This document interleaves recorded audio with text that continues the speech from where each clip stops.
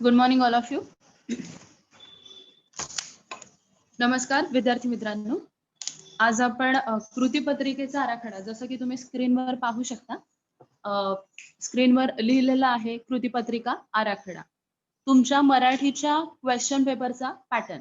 ठीक है, तो अपन आज अभ्यासणार आहोत. मराठी के आपका जो क्वेश्चन पेपर है, आपके बोर्ड एग्जाम का क्वेश्चन पेपर, उसका जो पेपर पैटर्न है वो आज हम स्टडी करने वाले हैं.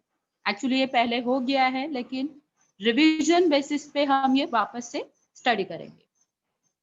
ठीक आहे. तुमच्या मराठीच्या प्रश्नपत्रिका तुमची जी आहे क्वेश्चन पेपर, त्याला कृतीपत्रिका असं म्हटलं जातं. आणि पॅटर्न, क्वेश्चन पेपर पैटर्न, उसे कृतीपत्रिका आराखडा बोला जाता है. ठीक आहे. तर आज आपण तुमची जी 80 मार्काची प्रश्नपत्रिका आहे, त्या 80 मार्काच्या प्रश्नपत्रिकेचा जो पॅटर्न आहे, जो आराखडा आहे, तो आपण अभ्यासूया. ठीक आहे.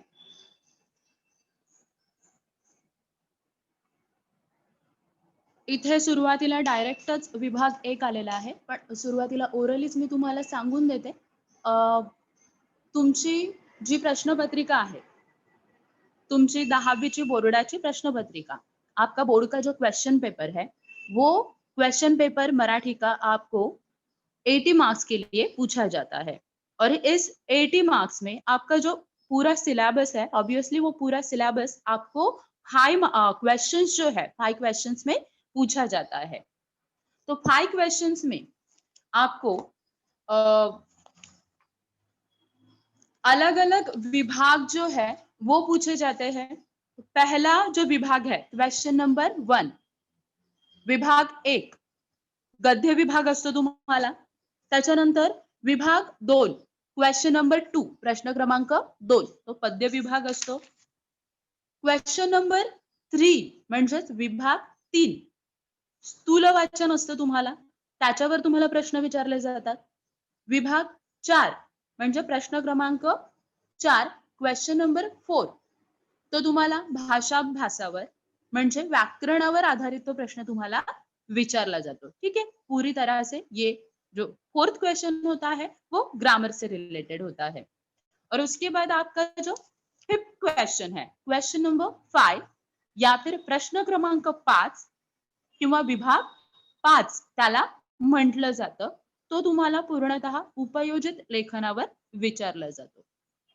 आता हे 4ही 5ही जे विभाग आहेत, ते 5ही विभाग तुम्हाला वेगवेगळ्या मार्कांसाठी, म्हणजे प्रत्येक क्वेश्चनला वेगळे मार्क्स जे आहेत ते तुम्हाला दिलेले आहेत. आता कोणताही वर्षभर तुम्ही अभ्यास केलेला आहे, ठीक है, पूरे साल आपने स्टडी की है, लेकिन ये स्टडी आपको किस तरह से आपने की है, तो ये आपको क्वेश्चन, आप एग्जाम में जब पेपर लिखोगे और आपको रिजल्ट जब मिलेगा, तब आपको पता चलेगा कि आपने किस तरह से स्टडी की थी. तो पूरे साल भर आप जो स्टडी करते हो, वो पूरी स्टडी आपको आपके पेपर में, क्वेश्चन पेपर में उतारनी पड़ती है. ठीक है. आपको आंसर्स उसके लिखने होते हैं. तो कोई भी स्टडी आप जब करते हो, तो वो अगर आपको आपके पेपर में उतारनी है, ठीक है, पेपर में आपको लिखनी है, तो इसीलिए किस तरह से आपको वो पेपर लिखना है, ये जानना बहुत जरूरी होता है. तो इसीलिए क्वेश्चन पेपर आप जो एग्जाम देने वाले होते हैं, कोई भी एग्जाम, सिर्फ 10th की नहीं, आगे भी जाकर अगर आप एग्जाम्स अगर अलग अलग देने वाले हो, तो आपको एक स्पेसिफिक पैटर्न जो होता है आपके क्वेश्चन पेपर का, वो आपको पता होना चाहिए. ठीक है. तो इसीलिए हम आपका जो मराठी का क्वेश्चन पेपर है, तो उसका हम फॉर्मेट यहाँ पे देखने वाले हैं. तो पहला क्वेश्चन जो है उसे हम स्टार्ट करते हैं. क्वेश्चन नंबर 1, ठीक है, जिसे बोला गया है विभाग 1. ठीक है, आपके पेपर में भी इसी तरह से आता है, विभाग 1 लिखा हुआ होता है और क्वेश्चन नंबर 1, प्रश्न क्रमांक 1. ठीक है. तर प्रश्न क्रमांक 1 इथे जसं स्क्रीनवर तुम्हाला दिसतंय,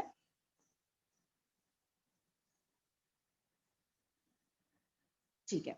पहिला तुम्ही आता पेज इथे जो ओपन आहे, त्याच्यात तुम्ही बघू शकता. प्रश्न क्रमांक 1,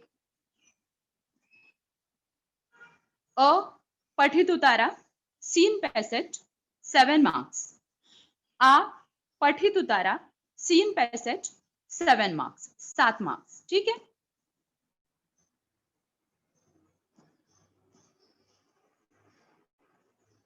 आणि पुढे इथे दिलेला आहे ई अपठित उतारा अनसीन पॅसेज 4 मार्क्स. ठीक आहे. आणि विभाग 1 म्हणजे प्रश्न क्रमांक 1 18 मार्क्स. म्हणजे हा जो पहिला क्वेश्चन आहे तो तुम्हाला 18 मार्क्स साठी विचारलेला आहे. आणि त्यानंतर इथे तुम्ही बघू शकता इथे दिलेला आहे चॅप्टर्स. चॅप्टर्स का दिलेला आहे? कारण तुम्हाला तुमच्या पेपरमध्ये हा जो प्रश्न आहे क्वेश्चन नंबर 1 जो 18 मार्क्स साठी विचारलेला आहे तो लेसन्स तुमचे जे आहेत किंवा चॅप्टर्स तुमचे जे आहेत तुमच्या बुक्स मध्ये अक्षर भारतीच्या बुक मध्ये तुम्हाला जे चॅप्टर्स दिलेले आहेत त्याच्यावर पूर्णतः प्रश्न हा जो आहे तो विचारलेला आहे. आता इथे तुम्हाला क्वेश्चन नंबर 1 मध्ये अ आणि आ हे जो दोन प्रश्न दिलेले हैं 7-7 मार्कांसाठी. ठीक है, 7-7 मार्क्स के लिए ये जो दो क्वेश्चंस दिए गए हैं उसमें दिया गया है पठित उतारा मीन्स सीन पैसेज. ठीक है, दोनों में अ और आ प्रश्न क्रमांक 1 अ और आ दोनों ये जो क्वेश्चन है 7-7 मार्क्स के लिए आपको दिए गए हैं सीन पैसेज. सीन पैसेज मतलब आपके जो लेसन चैप्टर्स जो है उसमें से आपको पैराग्राफ्स जो है वो पूछे जाएंगे और उस पैराग्राफ थ्रू आपको उसमें से ढूंढकर क्वेश्चन के आंसर्स जो है वो फाइंड आउट करने पड़ेंगे. ठीक है, तो ये जो है ये सीन पैसेजेस आपको पता होते हैं. ठीक है, आपके ही बुक में से जो लेसन्स है जो चॅप्टर्स आहेत जे धडे तुम्हाला दिलेले आहेत त्या धड्यांवर आधारित हे प्रश्न तुम्हाला विचारले जातात. ठीक आहे, आता ह्याच्यामध्ये हे जे 7 मार्कांसाठी प्रश्न तुम्हाला जे विचारले जातील ते प्रश्न कशा प्रकारे विचारले जातात. ठीक आहे, आता तो साधारण फॉर्मॅट आपण बघून घेऊया. दोन्ही हे जे प्रश्न आहेत पठित उतारा 1 अ आणि पठित उतारा आ. ठीक आहे, प्रश्न क्रमांक 1 मध्ये आ उपप्रश्न जो आहे दोन्ही 7 मार्कांसाठी विचारले जातात आणि खाली दिल्याप्रमाणे इथे हा जो फॉर्मॅट तुम्हाला दिलेला आहे. ठीक आहे, हे जे प्रश्न सांगितलेले आहेत तेच प्रश्न तुम्हाला विचारले जातात दोन्ही पठित उतार्यांमध्ये. तर आता ते कसे असतात ते पण आपण बघूया. ठीक आहे, आता ह्याच्यामध्ये पहिला प्रश्न तुम्हाला जो विचारला जातो तो आकलन कृतीसाठी विचारला जातो. दुसरा पण तुम्हाला आकलन कृतीवरच विचारला जातो आणि तिसरा स्वमतावर आधारित प्रश्न असतो. ठीक आहे, तर आता आकलन कृतीचा जो प्रश्न आहे ठीक आहे दोन्ही याच्यामध्ये जो विचारला जातो 4 2 2 प्लस 4 4 प्लस 4 8. ठीक है, तो 8 मार्क्स के लिए ये जो सीन पैसेजेस है उसमें आकलन कृती के ऊपर आपको क्वेश्चन जो है वो पूछे जाते हैं. तर पहिल्या याच्यामध्ये तुम्हाला आकलन कृतीवर 2 मार्कांसाठी जो प्रश्न विचारला जाईल तो कसा विचारला जाईल तर त्याच्यामध्ये आकलन कृतीवर आधारित तुम्हाला काय विचारलं जाईल तर आकृती पूर्ण करा, आकृतिबंध पूर्ण करा किंवा चौकटी पूर्ण करा अशा प्रकारचे प्रश्न तुम्हाला इथे काय केलं जाणार आहे हा विचारला जाणार आहे. आणि ऑब्वियसली तिथे तुम्हाला आकृती पूर्ण करा, आकृती पूर्ण करा असा हा जो प्रश्न असतो त्याच्यामध्ये तुम्हाला प्रश्न दिला जातो आणि डायग्राम्स आपको बनाने के लिए बोली जाती है. ठीक है, और उस डायग्राम में जे आकृती दिलेली असतात ज्या चौकट्या दिलेल्या असतात त्या चौकट्यांमध्येच तुम्हाला उत्तर जी आहेत ती लिहायला सांगितली जातात. ठीक आहे, तर अशा प्रकारे हा प्रश्न तुम्हाला विचारला जातो पहिला आकलन कृती वर आधारित 2 मार्कासाठी म्हणजेच 4 मार्कांसाठी दोन्ही उतार्यांमध्ये अ आणि आ मध्ये सुद्धा. ठीक आहे, आणि आता ह्याच्यामध्ये तुम्हाला ह्या ज्या आकृत्या लिहा किंवा आकृत्या पूर्ण करा हे जे सांगितलेलं असतं त्या आकृत्या तुम्हाला बनवाव्या लागतात. तिथे ते कंपल्सरी असतं. कारण जर तुम्ही प्रश्न लिहिला आणि त्याच्या पुढे डायरेक्ट तुम्ही आन्सर लिहिता तर ते व्हॅलिड पकडलं जात नाही, तिथे तुमचे मार्क्स कापले जाऊ शकतात. कारण ऍज पर रूलच्या प्रमाणे तुम्हाला तिथे काय सांगितलेलं आहे आकृत्या बनवायला सांगितलेल्या आणि जर तुम्ही वर पेपरमध्ये इन्स्ट्रक्शन्स जर का रीड केल्या त्या इन्स्ट्रक्शन्स मध्ये सुद्धा दिलेलं असतं की तुम्हाला आकृत्या काढायच्याच आहेत आणि आकृत्या काढण्यासाठी तुम्हाला पेनाचा उपयोग करायचा आहे. ठीक आहे, आता त्याच्यानंतर तुम्हाला दुसरा प्रश्न जो आहे तो सुद्धा आकलन कृतीवरच विचारला जातो दोन्ही उतार्यांमध्ये. ठीक आहे, पठित उतारा अ आणि पठित उतारा आ दोन्ही सीन पॅसेज जे आहेत त्याच्यामध्ये. आता याच्यामध्ये हा जो दुसरा आ हा जो प्रश्न आहे तो तुम्हाला कसा विचारला जातो तर त्याच्यामध्ये सुद्धा आकलन कृतीवरच आधारित आहे पण याच्यामध्ये थोडासा चेंज आहे. याच्यामध्ये तुम्हाला जोड्या लावा, ठीक आहे. किंवा जोडी लावा असं विचारलं जाऊ शकतं. कारण द्या किंवा एका वाक्यात उत्तर लिहा. अशा प्रकारचा तुम्हाला प्रश्न ह्या दुसऱ्या आकलन कृतीचा हा जो प्रश्न आहे त्याच्यामध्ये विचारला जाईल. ठीक आहे. एका वाक्यात उत्तर लिहा किंवा कारण सांगा. ठीक आहे. किंवा एखादा 1 मार्काचा एखादा गुण शोधून सांगा लेखकाचा, ठीक आहे? किंवा त्या कृतीतून तुम्हाला काय समजतंय ते सांगा. ठीक आहे. अशा प्रकारचा प्रश्न तुम्हाला या दुसऱ्या ह्याच्यामध्ये 2 मार्कांसाठीच विचारला जाईल. म्हणजेच 2 मार्क म्हणजे 4 मार्कांसाठी दोन्ही उत्तरांमध्ये. ठीक आहे. आणि तिसरा प्रश्न जो आहे तो स्वमतावर आधारित आहे. आता स्वमत म्हणजे काय? स्वमत म्हणजे ओन ओपिनियन. ठीक आहे, तुमचं स्वतःचं ओपिनियन. आता स्वतःचं ओपिनियन तुमचं जे आहे ते तुम्हाला कशावर द्यायचं आहे? तर तोच जो पॅराग्राफ तुम्हाला दिलेला आहे त्याच्यावरच, त्याच्यामधीलच कोणत्यातरी गोष्टीवर तुम्हाला तुमचं स्वतःचं ओपिनियन जे आहे किंवा स्वतःचं मत जे आहे ते तुम्हाला तिथे विचारलं जाईल. ठीक आहे. उदाहरणार्थ समजा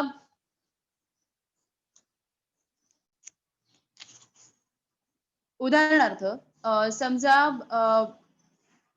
उपास हा धडा आहे. तर उपास या धड्यामध्ये तुम्हाला त्या संदर्भात एखादा प्रश्न विचारला जाईल की लेखकाच्या त्या कृतीबद्दल, कोणतीही जी कृती असेल त्या कृतीबद्दल तुमची मतं काय? तुम्हाला काय वाटतं की लेखकाने उपास या धड्यामध्ये कशा प्रकारे डाएट करायला हवा होता. ठीक आहे. म्हणजे तुमचं मत तिथे ओपिनियन तुम्हाला विचारलं जाईल. तुमचे विचार स्पष्ट करा किंवा तुमचं मत तिथे सांगा. तर हा प्रश्न जो आहे तो तुम्हाला 3 मार्कासाठी विचारलेला आहे. ठीक आहे. 3 मार्क्स म्हणजे दोन्ही उतार्यांमध्ये मिळून तुम्हाला हा प्रश्न जो आहे तो टोटल 6 मार्क्ससाठी विचारलेला आहे. ठीक आहे. ओन ओपिनियन तुमचं जे आहे ते सांगितलेलं आहे. म्हणजे असे टोटल हे तुम्हाला दोन्ही उतारे जे दिलेले आहेत ते 7 मार्क्स म्हणजेच 14 मार्क्ससाठी हे दोन्ही विचारलेले आहेत. ठीक आहे. 3 पॅसेजेस.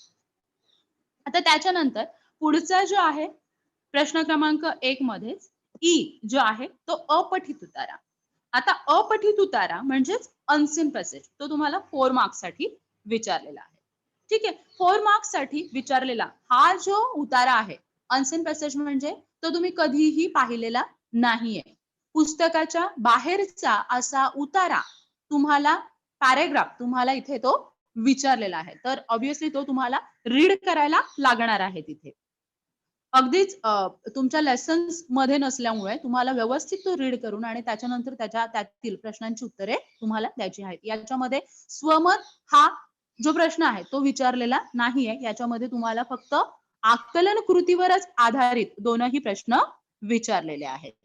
ठीक आहे. आता मग याच्यामध्ये तुम्हाला आकलन कृतीवर आधारित कशा प्रकारे प्रश्न विचारले जातील? 4 मार्क्ससाठी क्वेश्चन याच्यामध्ये विचारलेले आहेत आणि आकलन कृतीवर आधारित तुम्हाला याच्यामध्ये काय विचारलं जाऊ शकतं तर जोड्या लावा, एका शब्दात किंवा एका वाक्यात उत्तर लिहा. ठीक आहे. आकृतीबंध पूर्ण करा, कारण द्या.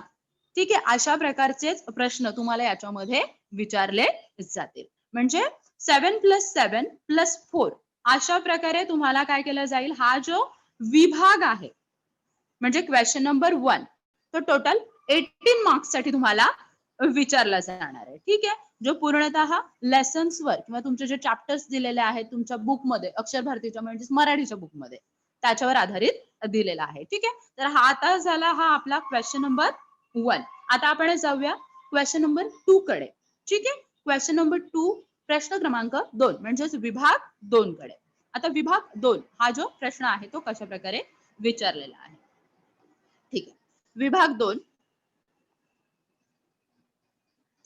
विभाग 2 म्हणजेच प्रश्न क्रमांक 2 तुम्ही इथे बघू शकता प्रश्न क्रमांक 2 जो आहे तो तुम्हाला 16 मार्क्स साठी विचारलेला आहे. ठीक आहे.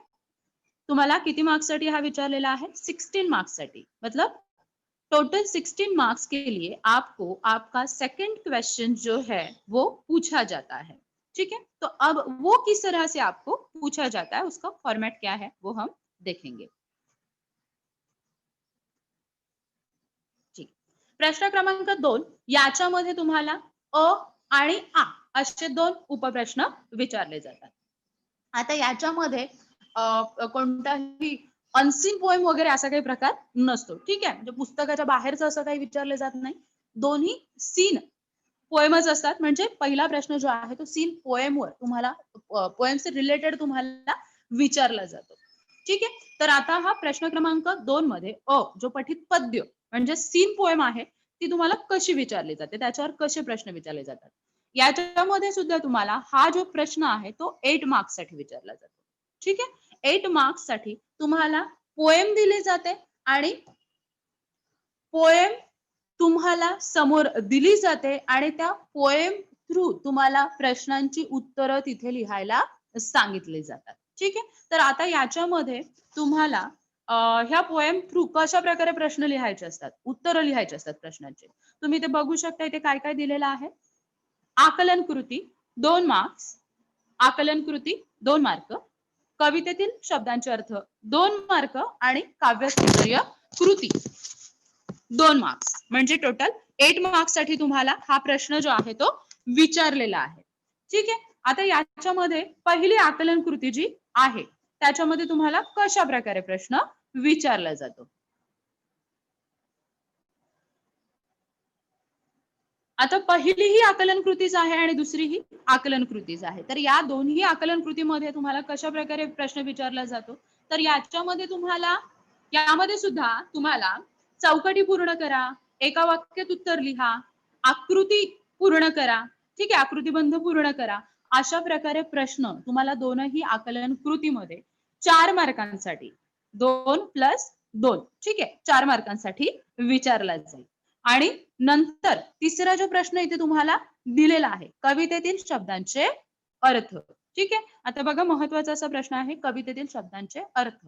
म्हणजे कविता जी आहे त्या कवितेमध्ये जे शब्द दिलेले आहेत त्या शब्दांपैकी काही शब्द तुम्हाला विचारले जातील आणि त्या शब्दांचे तुम्हाला अर्थ तिथे लिहायला सांगितले जातील. आता हे शब्द किती दिले जातील तुम्हाला 2 मार्कांसाठी. 2 मार्क्स के लिए यहाँ पे आपको 4 वर्ड्स यहाँ पे पूछे जाएंगे. ठीक है. कोई भी 4 वर्ड्स पोएम में से आपको वहां पे पूछे जाएंगे और उनके सिमिलर वर्ड्स त्याचे पर्यायी शब्द म्हणजे समानार्थी शब्द तुम्हाला तिथे लिहायला सांगितले जाते. म्हणजे हाफ मार्क्स साठी प्रत्येक एक वर्ड जो आहे तो तुम्हाला त्याचा पर्यायी शब्द म्हणजे समानार्थी शब्द तुम्हाला तिथे लिहायला सांगितलं जाईल. अशा प्रकारे हा 2 मार्कांसाठी प्रश्न तुम्हाला विचारला जाईल.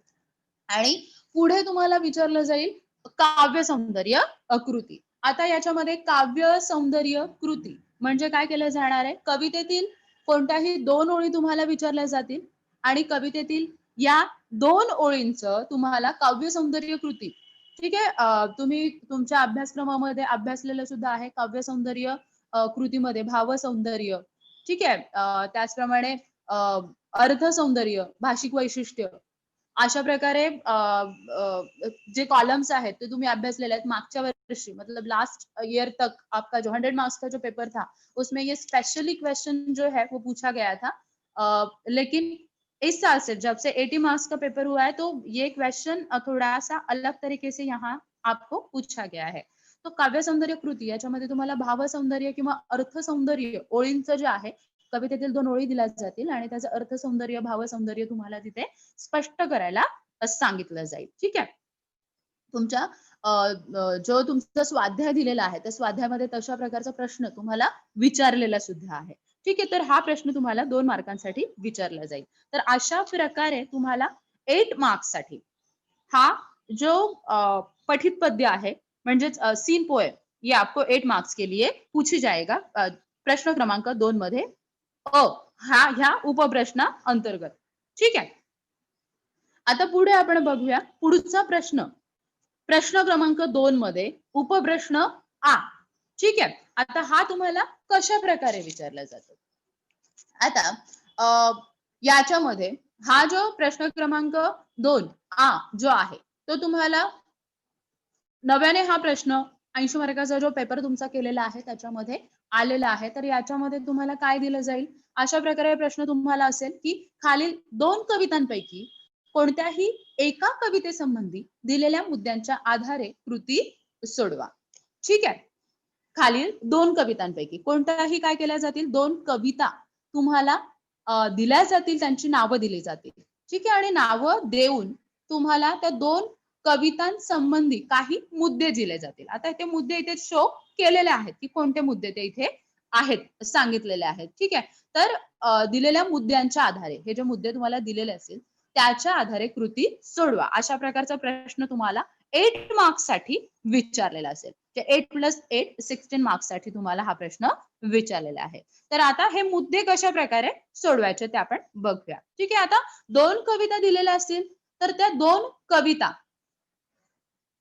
पैकी कोणतीही एक कविता तुम्हाला निवडायची आहे आणि त्याच्याशी रिलेटेड हे जे पॉइंट्स आहेत त्या पॉइंट्सचे आन्सर तुम्हाला द्यायचे आहेत. टोटल तुमच्या बुकमध्ये तुम्हाला 6 पॉइंट्स दिलेले आहेत. ठीक आहे. तर हे जे मुद्दे आहेत हे असेच्या असे जर का तुम्ही व्यवस्थित सगळे करून ठेवताय तर हा जो प्रश्न आहे तुम्ही इझिली सॉल्व्ह करू शकता. ठीक आहे. तर आता काय दिलेलं आहे याच्यामध्ये मुद्दे बघा. पूर्ण चार्ट जर का तुम्ही करताय की प्रत्येक 6 कविता त्या 6 कवितांच्या कवींची नावं. ठीक आहे. त्याच्यानंतर कवितेचा विषय, ओळींचा अर्थ, कविता आवडण्याचे किंवा न आवडण्याचे कारण. हे जे मुद्दे आहेत तुम्ही जर का यापैकी 3 तरी कवितेचे नाव, कवीचे नाव, कवितेचा विषय, कविता आवडण्याचे किंवा न आवडण्याचे कारण, हे 3 मुद्दे जरी तुम्ही एका चार्ट मध्ये बनवून ठेवतात तरी तुम्हाला इथे 4 मार्क्सचा जो प्रश्न आहे तो आपोआपच सॉल्व्ह होताय. जर का तुम्ही तो चार्ट तयार करून सतत जर का रिवाइज करताय, लक्षात घेताय तर ठीक आहे, तो आपोआपच तुमच्या लक्षात राहील. छान प्रकारे तुमची रिव्हिजन तशा प्रकारे होऊ शकते.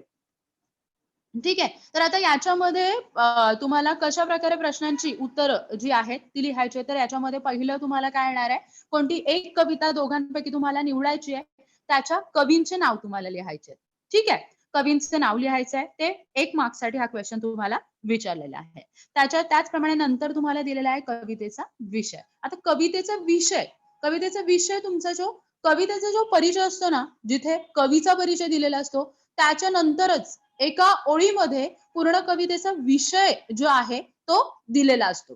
ठीक आहे. तर तिथूनच तुम्हाला कवितेचा विषय जो आहे तो मिळून जातो. ठीक आहे. तर तो लक्षात तुम्हाला घ्यायचा आहे. तो कवितेचा विषय, त्याला सुद्धा तुम्हाला किती मार्क्स दिलेले आहे, 1 मार्क्ससाठी हा प्रश्न विचारलेला आहे. आता त्याच्यानंतर ओळींचा अर्थ. ओळींचा अर्थ कोणत्याही कवितेतील कोणत्याही 2 ओळी तिथे तुम्हाला दिल्या जातील आणि तुम्हाला त्या 2 कवितेच्या त्या 2 ओळींचा अर्थ तुम्हाला तिथे लिहायला सांगितलं जाईल. ठीक आहे. तर हा प्रश्न तुम्हाला 2 मार्क्ससाठी विचारलेला आहे. आणि कविता आवडण्याचे किंवा न आवडण्याचे कारण. ठीक आहे. हा प्रश्न पण तुम्ही सुरुवातीला आधीच तुमचा तयार करून ठेवू शकता. तुम्हाला ही कविता का आवडली किंवा का नाही आवडली. 6 पॉइंट्स आहेत तर त्याच्यामुळे हे तुम्हाला लक्षात ठेवणं जास्त अवघड जाणार नाही. ठीक आहे. तर हा प्रश्न सुद्धा तुम्हाला 2 मार्क्ससाठी 2 ओळींसाठी 2 मार्क्ससाठी विचारलेला आहे.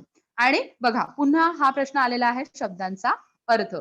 प्रश्न क्रमांक 2 आता मगाशी आपण जो प्रश्न बघितला त्याच्यामध्ये सुद्धा शब्दांचा अर्थ, समानार्थी शब्द.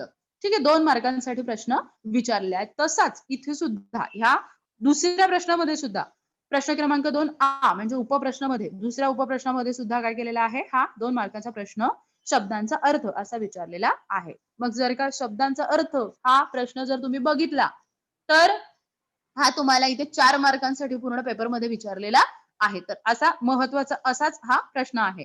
तर सगळे शब्द तुम्हाला काय करायचे आहेत, लक्षात ठेवायचे आहेत. इथे सुद्धा तुम्हाला 4 शब्द जे आहेत ते दिले जातील.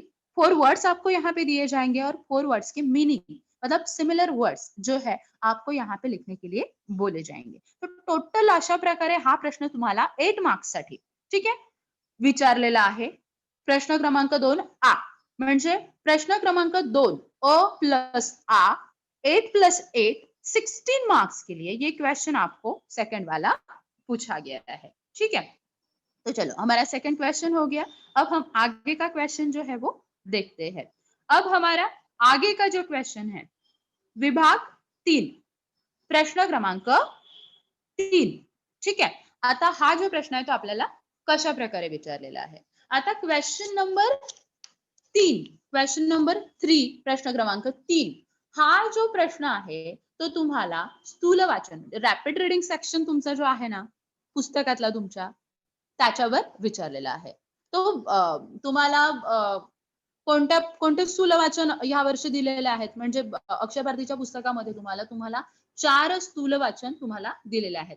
मोठे होत असलेल्या मुलांना ठीक आहे. त्याचप्रमाणे प्रत्येक युनिट जो आहे तुमचा भाग जो आहे विभाग जो आहे तो संपतोय त्या ठिकाणीच तुमचा शेवटचा जो आहे तो स्थूल वाचन दिलेला आहे. ठीक आहे. तर पहिल्या भागामध्ये तुम्हाला मोठे होत असलेल्या मुलांना हे स्थूल वाचन दिलेलं आहे. दुसऱ्या भागामध्ये तुम्हाला जाता असताना हा स्थूल वाचन दिलेला आहे. तिसऱ्या भागामध्ये तुम्हाला जगणं कॅक्टसचं हे स्थूल वाचन दिलेलं आहे आणि भाग 4 मध्ये तुम्हाला व्युत्पत्ती कोश हा स्थूल वाचन जो आहे तो दिलेला आहे. ठीक आहे. तर आता यापैकी रेड्यूस तुमचं जे सिलेबस जे आहे काही हे 20% सिलेबस रेड्यूस केलेला आहे. ठीक आहे. कमी केलेला आहे. तर त्या कमी केलेल्या सिलेबस मध्ये तुमचा एक स्थूल वाचन जो आहे तो कमी केलेला आहे जगणं कॅक्टसचं. ठीक आहे. तर तुम्हाला त्याचा अभ्यास करण्याची गरजच नाहीये या वर्षीसाठी. ठीक आहे. तर तुम्हाला स्थूल वाचन किती दिलेत मग एकूण 3 याच्यामध्ये मोठे होत असलेल्या मुलांना जाता असताना आणि व्युत्पत्ती कोश हे 3 स्थूल वाचन आहेत. तर 3 स्थूल वाचनांवर काय करायचंय तुम्हाला हा प्रश्न जो आहे त्या प्रश्नाचं उत्तर लिहायचं आहे. तर आता हा विभाग 3 जो आहे स्थूल वाचनावर आधारित हा तुम्हाला किती मार्क्स साठी विचारलेला आहे 3 मार्क्स साठी 6 मार्क्स साठी विचारलेला आहे. ठीक आहे. आणि याच्यामध्ये तुम्हाला टोटल 3 क्वेश्चन्स दिले जातील आणि 3 क्वेश्चन्स पैकी 2 क्वेश्चन्स तुम्हाला काय केले जातील लिहायला सांगितले जातील. म्हणजे प्रश्न कसा असेल तुम्हाला खालीलपैकी कोणत्याही 2 कृती सोडवा. ठीक आहे. 3 कृती तुम्हाला दिलेल्या असतील. ठीक आहे. आणि 3 कृतींपैकी तुम्हाला 2 कृती तुम्हाला सोडवायला सांगितल्या जातील. खालीलपैकी कोणत्याही 2 कृती सोडवा. ठीक आहे. आता मग हे 3 कृती ज्या आहेत त्या 3 कृती कशा प्रकारे दिलेल्या असतील तुम्हाला त्याच्यामध्ये तुम्हाला स्वमत विचारलं जाईल. ठीक आहे. तुमचे विचार लिहा. त्याचप्रमाणे एक टीप असेल टिपा लिहा शॉर्ट नोट आणि एक मोठा प्रश्न तुम्हाला तिथे विचारला जाईल. ठीक आहे. उदाहरणार्थ पाणी हे जीवन आहे या विधानासंबंधी तुमचे विचार लिहा अशा प्रकारचा प्रश्न असेल स्वमतावर आधारित. ठीक आहे. आणि टीप लिहा. तर टीप कशी असेल की व्युत्पत्ती कोशाचे कार्य या विषयावर टीप लिहा. ठीक आहे. अशा प्रकारे टिपा लिहा हा प्रश्न विचारला जाईल. आणि मोठा प्रश्न आता मोठा प्रश्न कसा असेल मग की समजा मोठे होत असलेल्या मुलांना या पाठावर आधारित आहे.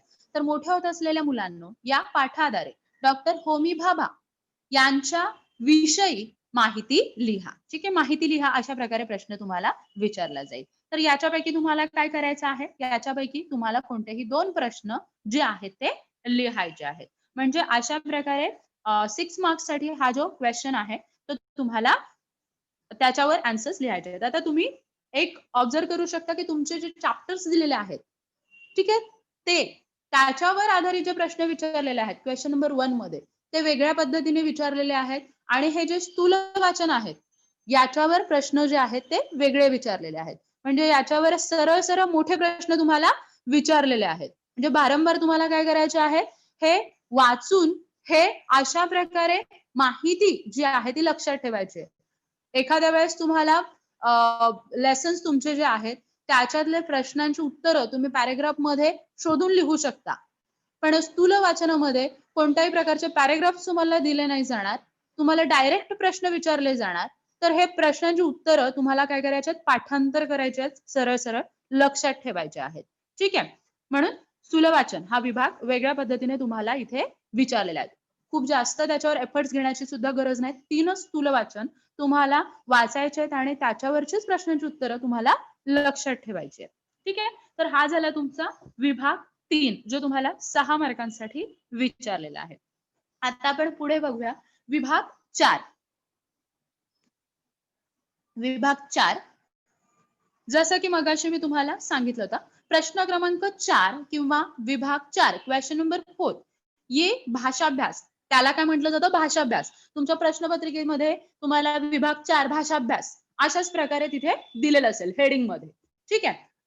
जो एक ब्रॅकेट मध्ये जे दिलेलं असेल क्वेश्चन नंबर 4. मग आता ह्याच्यामध्ये तुम्हाला व्याकरण कृती आणि भाषिक कृती अशा प्रकारे प्रश्न जे आहेत ते विचारले जातील. 2 उपप्रश्न.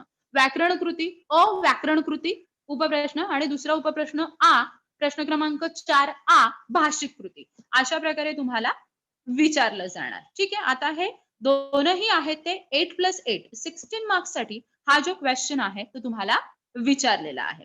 ठीक आहे. आता हा प्रश्न कशा प्रकारे विचारला जातो ते आपण बघूया. ठीक आहे.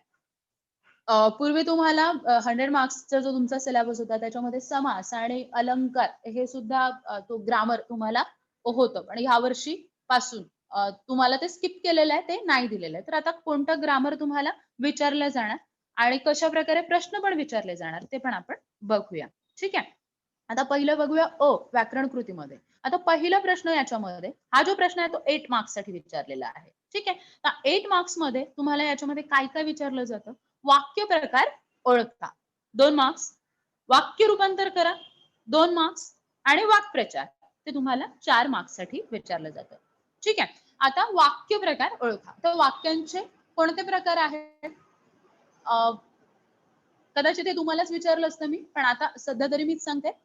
वाक्यांचे 4 प्रकार आहेत. ठीक आहे. विधानार्थी वाक्य, आज्ञार्थी वाक्य, उद्गारार्थी वाक्य आणि प्रश्नार्थी वाक्य. आणि विधानार्थी वाक्यांचे 2 उपप्रकार. होकारार्थी वाक्य आणि नकारार्थी वाक्य. तर तुम्हाला वाक्य दिले जातील आणि वाक्य देऊन तुम्हाला काय केलं जाणार? तिथे प्रकार ओळखायला सांगितलं जाणार, की पुढील वाक्याचा प्रकार कोणता आहे किंवा खालील वाक्याचा प्रकार ओळखा. मग जर तिथे विधानार्थी वाक्य दिलं असेल तर विधानार्थी वाक्य लिहायचंय. उद्गारार्थी वाक्य असेल, प्रश्नार्थी वाक्य असेल किंवा आज्ञार्थी वाक्य असेल, तो वाक्याचा प्रकार ओळखून तुम्हाला तिथे काय करायचं आहे त्याचं उत्तर लिहायचंय. तर अशी 2 वाक्य तुम्हाला दिली जातील आणि त्या 2 वाक्यांना तुम्हाला 2 मार्कांसाठी वाक्यांचे प्रकार ओळखायला सांगितले जातील. ठीक आहे. आता त्याच्यानंतर दुसरा प्रश्न दिलेला आहे तुम्हाला, वाक्य रूपांतर करा. आता वाक्य रूपांतर करा हा प्रश्न जो आहे तो तुम्हाला कसा विचारला जाणार? वाक्य रूपांतर करा. आता हे जे 4 वाक्यांचे प्रकार मी तुम्हाला सांगितले, विधानार्थी वाक्य, प्रश्नार्थी वाक्य, आज्ञार्थी वाक्य आणि उद्गारार्थी वाक्य. ठीक आहे. हे जे 4 प्रकार तुम्हाला सांगितले आणि 2 उपप्रकार सांगितले विधानार्थी वाक्याचे. तर तुम्हाला काय सांगितलं जाणार? हेच वाक्य जे आहेत वेगळ्या वेगळ्या प्रकारचे, तर तुम्हाला विधानार्थी वाक्य दिलं जाणार आणि कदाचित प्रश्नार्थी वाक्यामध्ये ते कन्व्हर्ट करायला सांगितलं जाणार. आज्ञार्थी वाक्य दिलं जाणार आणि ते विधानार्थी वाक्यामध्ये कन्व्हर्ट करायला सांगितलं जाणार. रूपांतर त्याचं करायला सांगितलं जाणार. ठीक आहे. किंवा होकारार्थी वाक्य दिलं जाणार आणि नकारार्थी वाक्य बनवायला सांगितलं जाणार. ठीक आहे. तर अशा प्रकारे वाक्य रूपांतर म्हणजे एका वाक्य प्रकारातून दुसऱ्या वाक्य प्रकारामध्ये तुम्हाला काय केलं सांगितलं जाणार तिथे वाक्यचं रूपांतरण करायला सांगितलं जाणार. तर आता ह्या प्रश्नामध्ये सुद्धा तुम्हाला काय केलं जाणार? प्रश्न असा विचारला जाईल, कंसातील सूचनेनुसार वाक्य रूपांतर करा. वाक्य दिलं जाणार आणि कोणत्या वाक्यामध्ये कन्वर्ट करायचंय, रूपांतरण करायचंय ते तिथे ब्रॅकेटमध्ये सांगितलं जाणार. ठीक आहे. फॉर एक्झाम्पल असा क्वेश्चन आहे, तुझा बेत पार पडणे शक्य नाही. ठीक आहे. नकारार्थी वाक्य आहे हे. आता हे तुम्हाला होकारार्थी वाक्यामध्ये कन्वर्ट करायला सांगितलं जाणार. ठीक आहे. ब्रॅकेट दिला जाणार आणि ब्रॅकेटमध्ये लिहिलं जाणार ज्या वाक्यामध्ये कन्वर्ट करायचंय होकारार्थी वाक्य अशा प्रकारे. तर अशा प्रकारे ह्याच्यामध्ये तुम्हाला 2 क्वेश्चन्स जे आहेत ते विचारले जातील 2 मार्कांसाठी. ठीक है. आपको यहाँ पे 2 क्वेश्चंस जो है 2 सेंटेंसेस दिए जाएंगे 2 मार्क्स के लिए ये क्वेश्चन आपको पूछा जाएगा. ठीक है. अब आगे यहाँ पे दिया गया है वाक्प्रचार. ठीक है. तीसरा यहाँ पे जो क्वेश्चन दिया गया है वाक्प्रचार. खालील वाक्प्रचारांचा अर्थ सांगून वाक्यात उपयोग करा. हा प्रश्न कसा विचारला जाईल? खालील वाक्प्रचारांचा अर्थ सांगून वाक्यात उपयोग करा. आता इथे तुम्हाला 3 वाक्प्रचार जे आहेत ते दिले जाणार. ठीक आहे. 3 वाक्प्रचार दिले जातील आणि 3 पैकी कोणतेही 2 एनी 2 आपको लिखने के लिए बोले जाएंगे. ठीक आहे. आता वाक्प्रचार जे आहेत ते पुष्कळसे तुम्हाला तुमच्या ग्रामरच्या बुकमध्ये सुद्धा दिलेले आहेत किंवा तुमच्या टीचर्सने सगळ्यांनी आम्ही तुम्हाला सगळ्यांना सांगितलेले आहेत. ऑब्व्हियसली हे वाक्प्रचार जे आहेत धड्यांवर आधारितच दिलेले आहेत. हे वाक्प्रचार तुम्हाला व्यवस्थित वाचून व्यवस्थित लक्षात ठेवायचे आहेत आणि त्याच्यावर आधारित ठीक आहे अर्थ व्यवस्थित समजून वाक्यात उपयोग करायला सुद्धा काय करायचं आहे, शिकायचं आहे. याला सराव महत्वाचा आहे. सराव कराल तरच तुमच्या ते लक्षात येणार आहे आणि तुम्ही काय करू शकता, मगच हा प्रश्न जो आहे तो सॉल्व्ह करू शकता. जर तुम्ही लक्षात घेतलं तर 4 मार्कांसाठी हा प्रश्न तुम्हाला विचारलेला आहे. म्हणजे चांगलं वेटेज चांगलंच आहे मार्कांचं. ठीक आहे.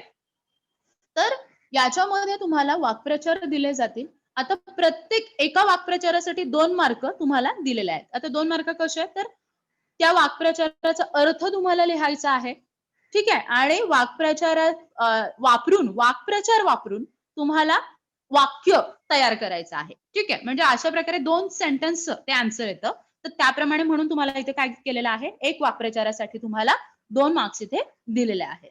ठीक आहे. तर अशा प्रकारे 3 वाक्प्रचार तुम्हाला दिले जातील आणि 3 वाक्प्रचारांमधले 2 वाक्प्रचार जे आहेत ते तुम्हाला त्यांचा अर्थ लिहायचा आहे आणि त्याचा उपयोग करून, वाक्प्रचाराचा उपयोग करून वाक्य तुम्हाला तयार करायचं आहे. ठीक आहे. तर ते कशा प्रकारे ते आपण नंतरचा आपला जो लेक्चर होईल त्याच्यामध्ये हे सविस्तर आपण पाहणारच आहोत. तर त्यावेळेस आपण वाक्प्रचार काही अभ्यासूया. ठीक आहे. तर अशा प्रकारे 4 मार्कांसाठी हा प्रश्न तुम्हाला विचारला जाईल. म्हणजे टोटल हा जो प्रश्न क्रमांक 4 अ जो आहे उपप्रश्न, त्याच्यामध्ये तुम्हाला 8 मार्क्ससाठी हा प्रश्न विचारला जातो. आता पुढे भाषिक कृती. भाषिक कृतीवर आधारित तुम्हाला प्रश्न क्रमांक 4 आ हा प्रश्न विचारला जातो. ठीक आहे. 8 मार्क्स साठी हा प्रश्न तुम्हाला विचारला जातो. आता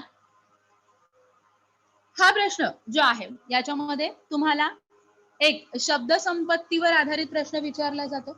म्हणजे भाषिक घटकांवर आधारित कृती याच्यामध्ये विचारल्या जातात. ठीक आहे. आता शब्द संपत्तीवर आधारित प्रश्न विचारला जातो. लेखन नियमानुसार लेखन करा. ठीक आहे. असा प्रश्न असतो. आणि तिसरा विरामचिन्ह घालून वाक्य पूर्ण करा अशा प्रकारे असतो. तर पहिला आपण बघूया शब्द संपत्तीवर आधारित कसा प्रश्न विचारला जातो. आता शब्द संपत्तीवर आधारित तुम्हाला इथे 4 प्रश्न विचारले जातील. ठीक आहे. तर त्याच्यामध्ये तुम्हाला काय काय विचारलं जाईल बरं? त्याच्यामध्ये तुम्हाला समानार्थी शब्द, विरुद्धार्थी शब्द, शब्द समूहाबद्दल एक शब्द लिहा अशा प्रकारचा प्रश्न, किंवा वचन बदला. ठीक आहे. खालील वाक्यातील अधोरेखित शब्दांचे वचन बदलून वाक्य पूर्ण करा किंवा वाक्य पुन्हा लिहा. आणि लिंग बदला. ठीक आहे. खालील शब्दांचे लिंग बदला अशा प्रकारचे प्रश्न 4 मार्कांसाठी 4 प्रश्न असे तुम्हाला विचारले जातील. मग समानार्थी शब्द समजा तुम्हाला दिले की समानार्थी शब्द लिहा, तर 2 समानार्थी शब्द 1 मार्कासाठी तुम्हाला दिले जातील. ठीक आहे. 2 समानार्थी शब्द 1 मार्कासाठी तुम्हाला तिथे लिहायला सांगितले जातील. किंवा विरुद्धार्थी शब्द दिले तर विरुद्धार्थी शब्द सुद्धा तुम्हाला 2 विरुद्धार्थाचे शब्द तिथे दिले जातील आणि तुम्हाला लिहायला सांगितले जाते. किंवा अशा प्रकारे सुद्धा केलं जाऊ शकतं की तुम्हाला ते मॅच द पेअरच्या प्रमाणे सुद्धा दिलं जाऊ शकतं. ठीक आहे. की विरुद्धार्थाचे शब्द दिलेले आहेत आणि त्याच्या जोड्या जुळवा. प्रश्न फिरून विचारला जाईल, पण विरुद्धार्थी शब्द किंवा समानार्थी शब्द त्याच्यामध्ये विचारले जाऊ शकतात. त्याचप्रमाणे मग हे कसं लिहिलं जाणार, खालील शब्द समूहाबद्दल एक शब्द लिहा. ठीक आहे. शब्द समूह दिला जाईल आणि शब्द समूहाबद्दल एकच शब्द दिला जाईल. तुम्हाला शोधायला सांगितलं जाईल. उदाहरणार्थ पायात चप्पल न घालता म्हणजे काय, अणवाणी. ठीक आहे. त्या शब्द समूहाबद्दल काय झाला, एक शब्द झाला अणवाणी. अणवाणी हा एकच शब्द झाला. तर अशा प्रकारे तुम्हाला इथे प्रश्न विचारला जाईल शब्द समूहाबद्दल एक शब्द. ठीक आहे. आणि वचन बदला. आता वचन बदला किंवा वचन ओळखा, तर कोणते वचन, एक वचन, अनेक वचन. ठीक आहे. आणि लिंग ओळखा, तर लिंग सुद्धा तुम्हाला माहिती आहे, स्त्रीलिंग, पुल्लिंग, नपुंसक लिंग. ठीक आहे. हे लिंग तुम्हाला ओळखायला सांगितले जातील. ठीक आहे. तर अशा प्रकारे 4 प्रश्न शब्द संपत्तीवर आधारित 4 मार्कांसाठी तुम्हाला विचारलं जाईल. त्याचप्रमाणे लेखन नियमानुसार लेखन करा. आता लेखन नियमानुसार लेखन करा तुम्हाला कसं सांगितलं जाईल, तुम्हाला वाक्य दिले जातील कदाचित आणि वाक्य देऊन तिथे काय केलं जाणार, एखादा शब्द जो आहे तो चुकीच्या पद्धतीने लिहिलेला असेल. उदाहरणार्थ काना, मात्रा, वेलांटी तिथे तुम्हाला चुकीची दिलेली असेल आणि मग तो शब्द व्यवस्थित फेरफार करून लेखन नियमानुसार बदलून तुम्हाला ते वाक्य पूर्ण करून लिहायला लागेल, पुन्हा लिहावं लागेल. ठीक आहे. किंवा मग असं सुद्धा असू शकतं की तुम्हाला अचूक शब्द ओळखा अशा प्रकारे प्रश्न दिला जाईल. म्हणजे 4 शब्द दिले जातील आणि 4 शब्दांमधून बरोबर असलेला शब्द ओळखा. ठीक आहे.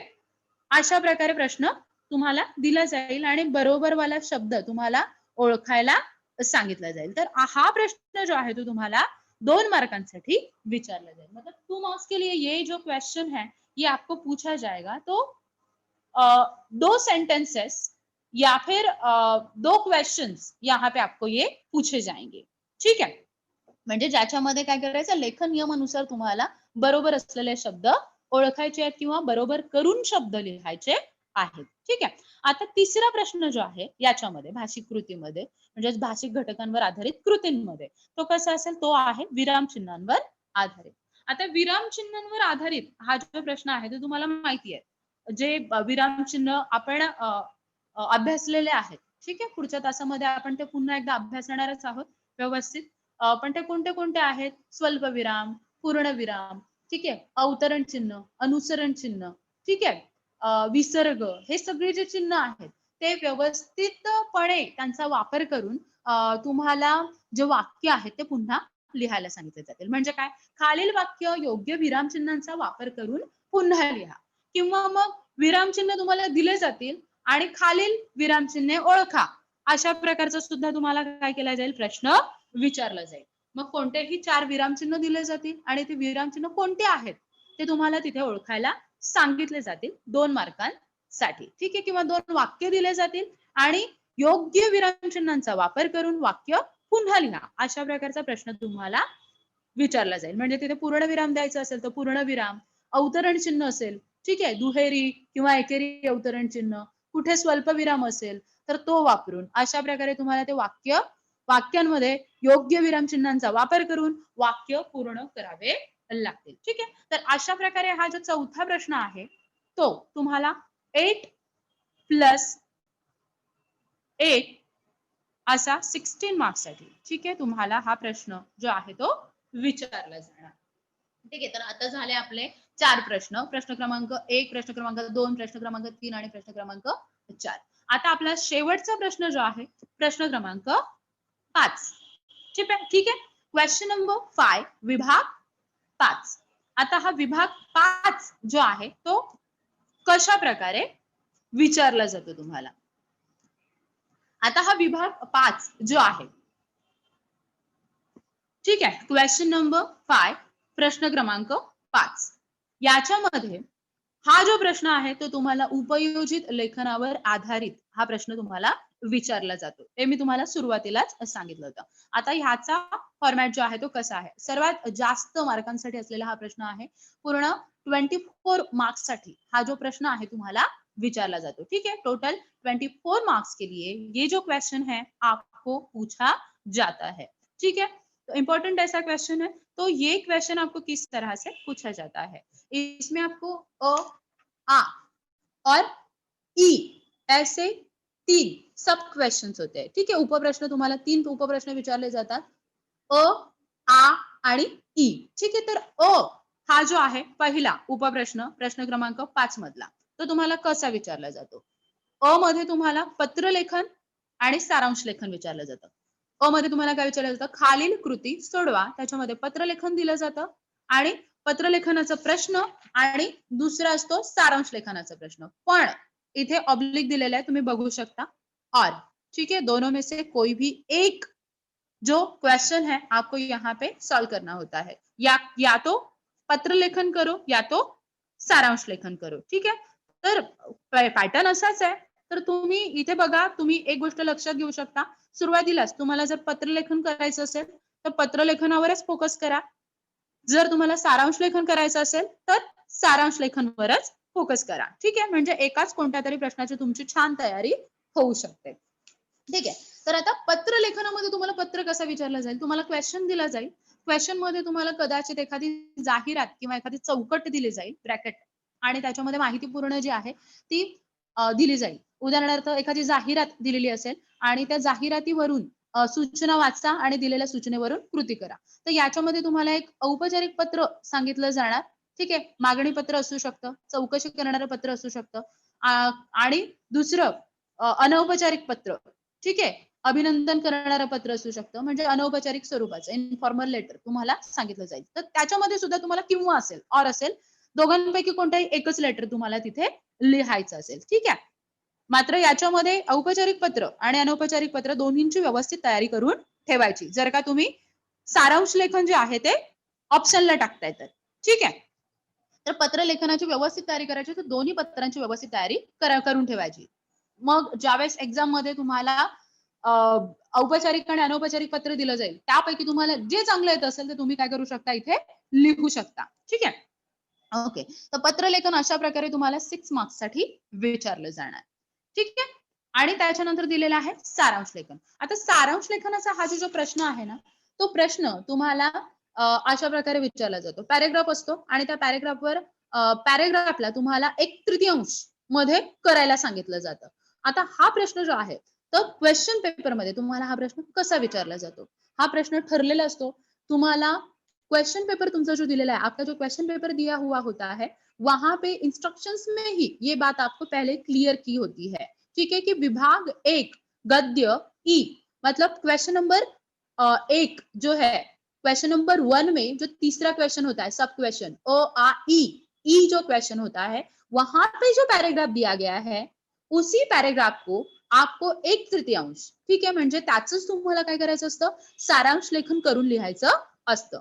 हा ठरलेला फॉर्मॅट आहे, ठीक आहे. तर तो लक्षात ठेवायचा आहे, की त्याच पॅरेग्राफला तुम्हाला छोटं करून लिहायचं असतं, 1/3 करून, म्हणजे त्यातच तुम्हाला सारांश करून लिहायचं असतं. ते सगळ्यांनी लक्षात ठेवायचंय, कारण बऱ्याचदा असं होतं की मुलं क्वेश्चन वाचत नाहीत आणि मग ते शोधत बसतात, तिथे तुम्ही कन्फ्यूज होता. तुम्हाला 3 तासामध्ये तो तुमचा पेपर जो आहे तो लिहायचा असतो, कंप्लीट करायचा असतो आणि त्यावेळेस गडबड होऊ नये, त्यामुळे या गोष्टी आधीच लक्षात ठेवायच्या आहेत, ठीक आहे. ओके, तर अशा प्रकारे तुम्हाला विभाग 5 मध्ये हा जो पत्रलेखन किंवा सारांश लेखन 6 मार्क्स साठी लिहायचा आहे, ठीक है. अब आगे मैम, यस, मैम जो आप बता रहे हो मराठी का, वो सब आएगा पेपर में हम लोग के? Sorry I can't hear you बेटा properly, please repeat your question. Miss आप जो बता रहे हो हम लोग को आएगा का मिस? हाँ ऑब्वियसली बेटा, ये आपको क्वेश्चन पेपर का पैटर्न मैं अभी बता रही हूँ ना. हाँ, हाँ, तो क्वेश्चन पेपर का पैटर्न इसीलिए बताया जा रहा है आपको, क्योंकि इसी तरह से आपका क्वेश्चन पेपर होगा, ठीक है. आपने पूरे साल भर जो स्टडी की है ना, तो ये पेपर में इस तरह से आपको इसी फ्लो में आपको क्वेश्चन के आंसर्स रेडी रखने हैं या फिर स्टडी करनी है, ठीक है. टेक्स्ट बुक में करना, सॉरी, टेक्स्ट बुक में करना, ये टेक्स्ट बुक का ही है ना बेटा, आपका जो पूरा सिलेबस है, ये पूरा जो सिलेबस है आपको टेक्स्ट बुक में ही दिया है ना, आपका अक्षर भारती के. ये पूरे सेक्शंस आपको दिए गए हैं, लेसन्स दिए गए हैं, दी गई है, व्याकरण आपको, ठीक है, और उपयोजित लेखन, स्थूल वाचन, सारे आपके बुक में दिए गए हैं ना. Yes yes. हाँ, तो उसी के ऊपर आपका पेपर होता है. यस. ओके, ठीक है, तो आगे स्टार्ट करूं मैं? चलो, तो आपका जो क्वेश्चन है, इसमें हमारा question number 5. Hello Karuna ma'am. Yes ma'am. Already our time is up, so can we wind up? Okay, ठीक आहे, I will continue tomorrow. Yes, wait. Okay. Yeah, thank you so much. ठीक आहे, तर उद्या आपण हे पुढचा जो दिलेला भाग आहे तो कंटिन्यू करूया. Okay, bye all of you. Yeah, students, ma'am has explained to you the complete paper pattern, how you have to understand the questions, the pattern of the questions, what are the questions. Accordingly, you can prepare yourself and you can attempt the questions. Okay, thank you, ma'am. Thank you, students. Okay, thank you. Bye. Students, Bye all. stay tuned for 5 more minutes. We have a maths lecture, so be ready with your maths textbooks and notebooks.